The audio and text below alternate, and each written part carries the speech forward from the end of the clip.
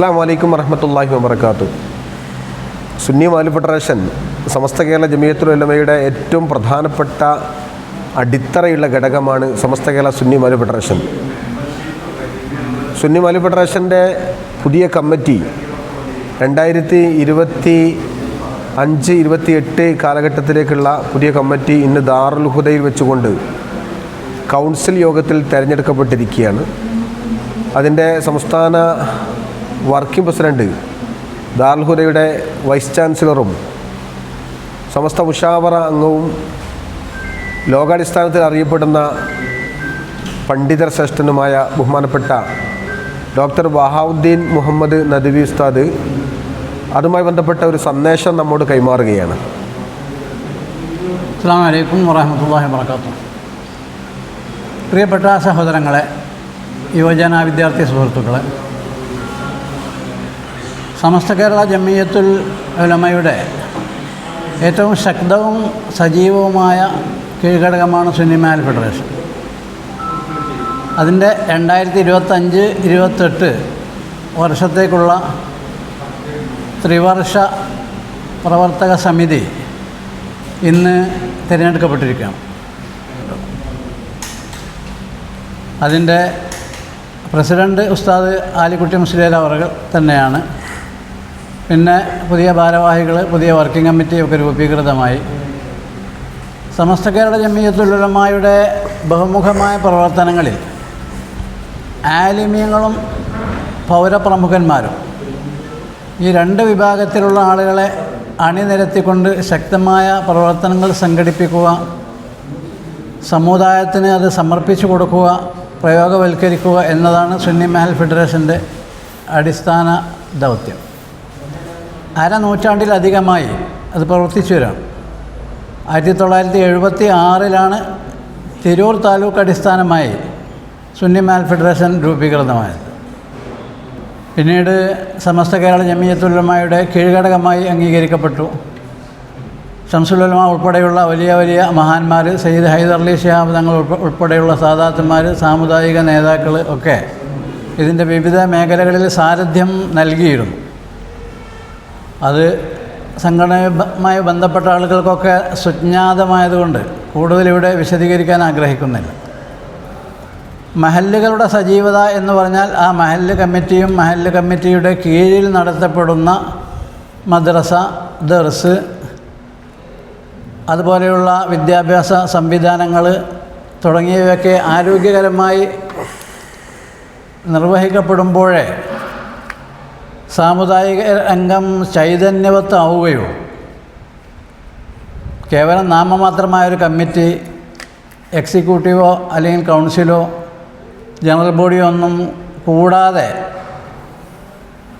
ഏതാനും കണക്ക് ബുക്കുകളിൽ, അജണ്ടകളിൽ അല്ലെങ്കിൽ വർക്കിംഗ് കമ്മിറ്റി തീരുമാനങ്ങളിൽ ഒക്കെ മാത്രമായി ഇങ്ങനെ കഴിഞ്ഞുകൂടുന്ന ഒരു കമ്മിറ്റിയല്ല SMF വിഭാവനം ചെയ്യുന്നത്.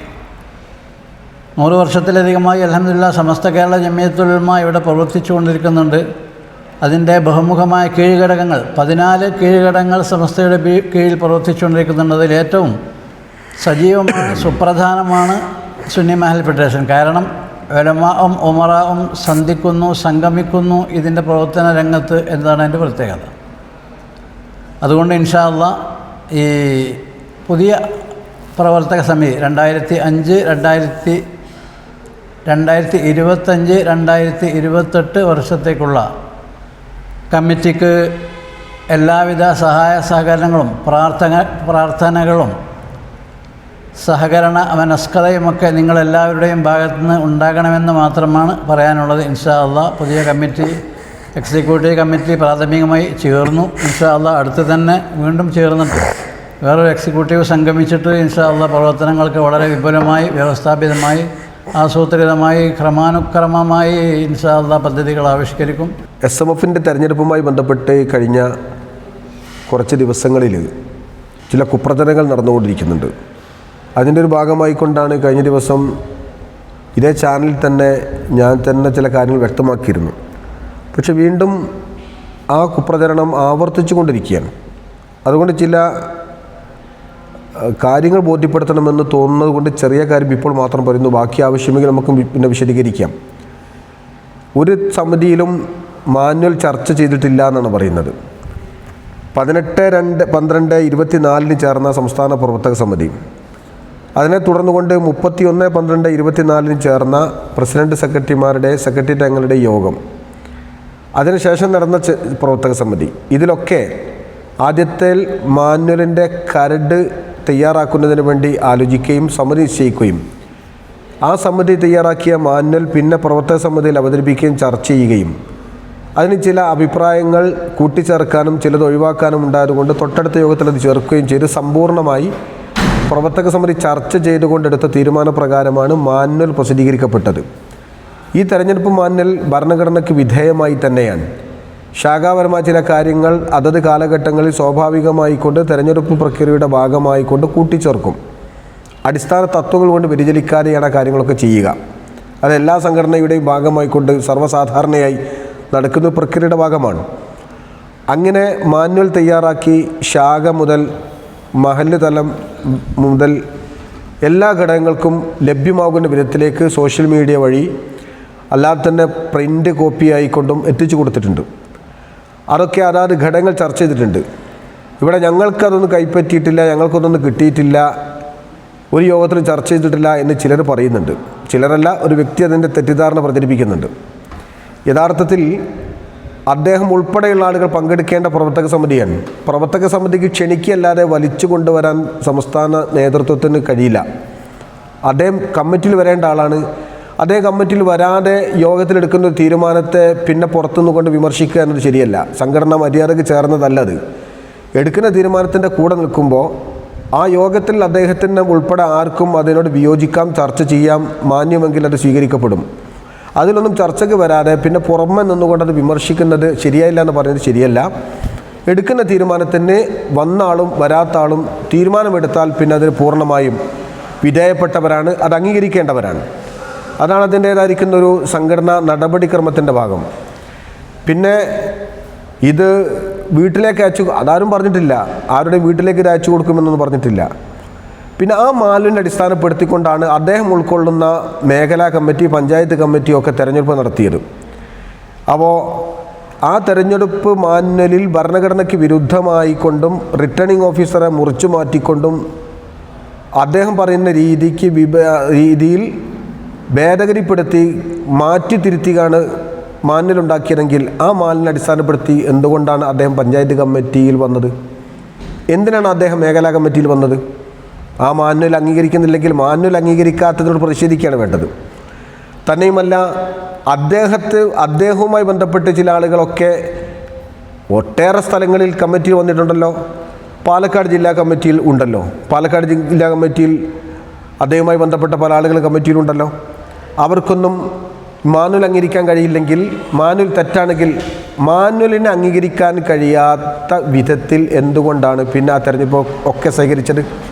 തെരഞ്ഞെടുപ്പിനോട് പഞ്ചായത്ത് തലത്തിലും മേഖലാ തലത്തിലും ഒക്കെ സഹകരിച്ച് ഒരു ജില്ലയിൽ പൂർണ്ണമായി കൊണ്ട് തന്നെ വിധേയപ്പെട്ടു എന്നൊക്കെ പറഞ്ഞിട്ട് ഇപ്പോൾ അത് തെരഞ്ഞെടുപ്പ് മാനുവൽ ഭരണഘടനയ്ക്ക് വിരുദ്ധമാണെന്ന് പറയുന്നത് യുക്തിസഹമല്ല, അത് സംഘടനാ നടപടിക്ക് ചോർന്നതല്ല, സാമാന്യമായിക്കൊണ്ട് ഒരു ബോധത്തോടത് ചേർന്നതും പ്രത്യേകിച്ച് പണ്ഡിതന്മാരോട് ചേർന്നതുമല്ല. അപ്പോൾ അത് പറയേണ്ട സമയത്ത് പറയാതിരിക്കുകയും അതുപോലെ തന്നെ അതിൻ്റെ മറ്റു നടപടികളൊക്കെ യോജിക്കുകയും ചെയ്തിട്ട് പിന്നീട് ഒരു വിമർശനം നടത്തുന്നത് ഒരു യോജ്യമായിരിക്കേണ്ട കാര്യമല്ല. ഇനി അങ്ങനെയാണെങ്കിൽ തന്നെ അത് പറയേണ്ടത് സമസ്ത മുഷാവറയോടാണ്. മുഷാവറ അതിനെ സംബന്ധിച്ച് പരാതി കിട്ടിയപ്പോൾ അന്വേഷിക്കാൻ സമിതി നിശ്ചയിച്ചല്ലോ, സമിതി പഠിച്ചല്ലോ, സമിതി ചർച്ച ചെയ്തല്ലോ, അവരതെ സംബന്ധിച്ചുകൊണ്ട് ചില നിർദ്ദേശങ്ങൾ ബന്ധപ്പെട്ടവരോടൊക്കെ പറഞ്ഞല്ലോ. അതുകൊണ്ട് അവരിൽ വിശ്വാസം അർപ്പിക്കാതെ പിന്നെന്തിനാണ് ചിലർ കോടതിയെ സമീപിച്ചത്? അപ്പോൾ അത് സമസ്തയുടെ കീഴ്വഴക്കത്തിന് ലംഘനമാണ്, സമസ്തയെ വിശ്വാസത്തിലെടുക്കാതിരിക്കുന്ന രീതിയാണ്. ആ രീതി ഒരിക്കലും ഭൂഷണമായ ഒരു രീതിയല്ല. പിന്നെ പണ്ഡിതന്മാരെ ഒഴിവാക്കി എന്ന് പറയുന്നു. പണ്ഡിതന്മാരെ ഒഴിവാക്കുന്ന രീതി പോലും ഇവിടെ ഉണ്ടായിട്ടില്ല.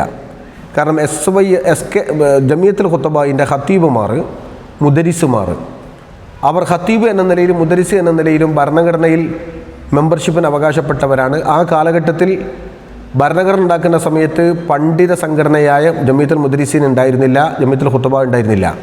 പിന്നീട് ജമിയത്തുൽ മുദരിസീൻ വന്നു. എന്നാൽ ജമിയത്തുൽ ഖുത്തബാ വന്നു. അവർ സ്വതന്ത്രമായിക്കൊണ്ട് സമസ്തയുടെ നേരിട്ടുള്ള കീഴടകമായിക്കൊണ്ട് പ്രവർത്തിക്കാൻ അനുമതിയും കിട്ടി. പിന്നെന്തിനാണ് ഈ മാനുവലിൽ പ്രത്യേകിച്ച് മുദരിസിനെയും പ്രത്യേകിച്ച് ഖത്തീബിനെയും ചേർക്കേണ്ട കാര്യം? പിന്നെ പണ്ഡിതന്മാർ അവരെ ചേർക്കപ്പെട്ടിട്ടുണ്ടല്ലോ. അവരെ കൂടി ആ ഖത്തീബിനും നാട്ടിലെ ഖത്തീബാണെങ്കിൽ അവർ കൂടി ഉൾക്കൊള്ളാവുന്ന വിധത്തിലേക്ക് അവർക്ക് ചേർക്കപ്പെട്ടിട്ടുണ്ട്. 5 പണ്ഡിതന്മാരെ ഇതിലൊക്കെ ഉപരി എടുക്കുന്നുണ്ട്. ആ 5 പണ്ഡിതന്മാർക്ക് ഉള്ള യോഗ്യത പറയുന്നത് മഹലിലെ അല്ലെങ്കിൽ പഞ്ചായത്തിലെ സ്ഥിരതാമസക്കാരായ എന്നതാണ്. അത് മുമ്പ് ഭരണഘടനയിൽ ഇല്ലാത്തതാണ്, മുമ്പത്തെ മാനുവലിലൊക്കെ ഇല്ലാത്തതാണ് എന്നാണ് ബഹുമാനപ്പെട്ട ഇദ്ദേഹത്തിൻ്റെ ഒരു വിമർശനമുള്ളത്. സ്ഥിരതാമസക്കാർ എന്ന് പറയുന്നതിൽ പഞ്ചായത്ത് പരിധിയിൽപ്പെട്ട താമസക്കാർ എന്നാണ്. തൊട്ടടുത്ത മാനുവലിൽ, ഇതിൻ്റെ തൊട്ട് മുമ്പത്തെ മാനുവൽ എടുത്ത് പരിശോധിച്ചാൽ അതിന് 5-ാം നമ്പറിൽ വളരെ വ്യക്തതയോടെ തന്നെ പറയുന്നുണ്ട്, പഞ്ചായത്തിലെ താമസക്കാരായ 5 പണ്ഡിതന്മാർക്ക് മെമ്പർഷിപ്പിന് അർഹത ഉണ്ട്. പുതിയ മാനുവലിൽ പറയുന്നത് സ്ഥിര താമസക്കാർ എന്ന് കൂട്ടി, സ്ഥിര എന്ന വാക്ക് കൂട്ടി എന്നല്ലാതെ താമസക്കാർ എന്നതും ആ പരിധിയിൽപ്പെട്ടവരായിരിക്കണമെന്ന് മുമ്പത്തെ മാനുവലിൽ ഉള്ളതാണ്. ഇവർ ഉൾപ്പെടെയുള്ളവർ കമ്മിറ്റിയിൽ വന്നതും ആ നിലയിലാണ്. അപ്പോൾ അവിടെയും പറഞ്ഞിട്ടുണ്ട്.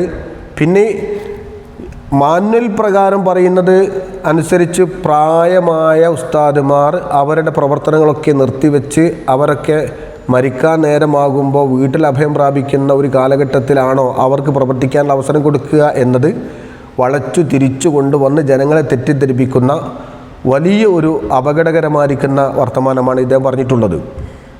അദ്ദേഹത്തെ മനസ്സിലാക്കേണ്ട കാര്യം, ഏത് പണ്ഡിതനാണ് അവസാന കാലഘട്ടത്തിൽ മാത്രം നാട്ടിൽ വന്ന് പ്രവർത്തിക്കുന്നത്? ഏത് നാട്ടിൽ ജോലി ചെയ്യുന്ന ഖത്തീബാണെങ്കിലും മുദരിസാണെങ്കിലും അദ്ദേഹം ആഴ്ചയിലൊരിക്കൽ നാട്ടിൽ പോകും, 2 ആഴ്ചയിൽ പോകും, ചിലർ ദിനേന പോകും. അങ്ങനെയൊക്കെ അവർക്ക് പോകാനുള്ള സൗകര്യവും സംവിധാനം ഉണ്ടാകുമ്പോൾ അവരവരുടെ നാടുകളിൽ അവർക്ക് സ്വാധീനം ഉണ്ടാവില്ല. അവരുടെ മഹല്ലുകളിലാണല്ലോ, അവിടെ താമസിക്കുന്ന മഹല്ലുകളിലാണല്ലോ പഞ്ചായത്തിൽ അവർക്ക് അംഗീകാരം വേണ്ടത്.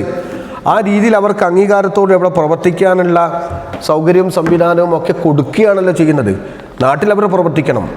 അവരുടെ പ്രവർത്തനം നാട്ടിൽ ബഹുമാനപ്പെട്ട സുന്നി മാലിക് ഫെഡറേഷന് ലഭ്യമാവണം. അതുകൊണ്ടാണ് അവരെ നാട്ടുകാരായിരിക്കണമെന്ന് പറഞ്ഞത്. അത് പുതിയതല്ല, മുമ്പത്തെ മാനുവലിൽ ഉള്ളതാണ്, അവരെ പരിഗണിച്ചതാണ്.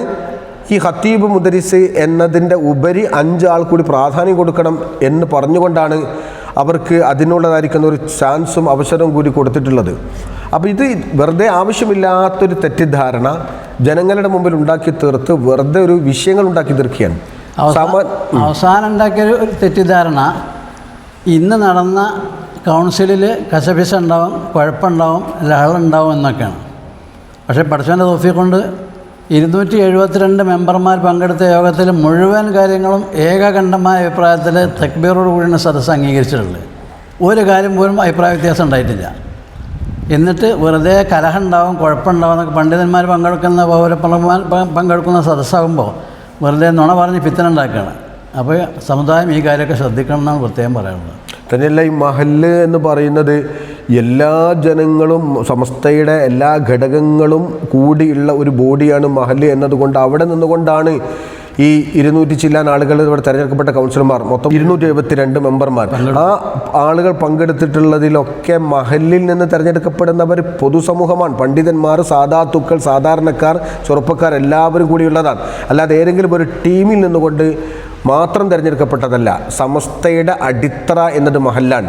SYS ആവട്ടെ, SKSF ആവട്ടെ, ജമിയത്തുൽ ഖുതബ ആവട്ടെ, ജമിയത്തുൽ മുദ്രിസീൻ ആവട്ടെ, ജമിയത്തുൽ മുഅല്ലിമീൻ ആവട്ടെ, മദ്രസ മാനേജ്മെൻറ്റ് അസോസിയേഷൻ ആവട്ടെ, ഇതൊക്കെ സമസ്തയുടെ മഹല്ലിൻ്റെ അടിത്തറയിൽ കെട്ടിപ്പടുക്കപ്പെട്ടവയാണ്.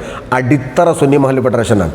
ആ അടിത്തറയാകുന്ന സുന്നി മഹല്ല് ഫെഡറേഷനെ ആര് നയിക്കണം, ആര് മഹല്ല് നിയന്ത്രിക്കണം എന്നതിൻ്റെ കൃത്യമായ ഉത്തരമാണ് ഇനി കൗൺസിൽ നൽകിയിട്ടുള്ളത്. അവിടെയാണ് സമസ്ത എവിടെ നിൽക്കുന്നു, സമസ്ത ഏത് പാരമ്പര്യത്തിൻ്റെ കൂടെ നിൽക്കുന്നു എന്ന വ്യക്തമായൊരു ചിത്രം സുന്നി മഹല്ല് ഫെഡറേഷനിലൂടെ ഇന്ന് കേരള ജനത ഉൾക്കൊണ്ട് കഴിഞ്ഞിരിക്കുകയാണ്.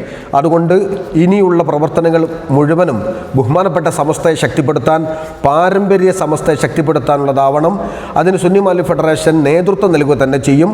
തെറ്റിദ്ധരിക്കപ്പെട്ടവർ ഇതിനോടൊപ്പം ചേർന്നുകൊണ്ട് തെറ്റിദ്ധാരണകൾ മാറി ശക്തിപ്പെടുത്തി മുന്നോട്ട് വരാൻ വേണ്ടി ഒന്നിച്ചു നിൽക്കണമെന്നാണ് അഭ്യർത്ഥിക്കാനുള്ളത്. ആമീൻ. അസ്സലാമു അലൈക്കും വറഹ്മത്തുള്ളാഹി.